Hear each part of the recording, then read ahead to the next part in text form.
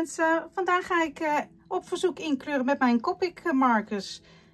Met deze Copic markers maak ik ook de voorbladen voor alle stempels om jullie een idee te geven hoe het in te kleuren. Ik zet elke keer dadelijk een dopje neer en dan kan je zien welke kleur ik gebruik. Verder uitleg zal ik geven in het Engels. En je kunt natuurlijk altijd de ondertiteling aanzetten beneden in het menu.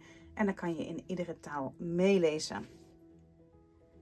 Hi everyone, today I'm going to color with my Copic markers.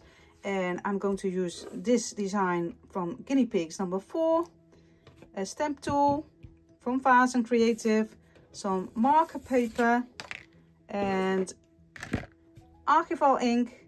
And the color is shadow grey. It gives soft lines. And here's my collection. I've divided it in 2 wallets. One with the warm colors and one with the cool colors, as you can see. So let's start.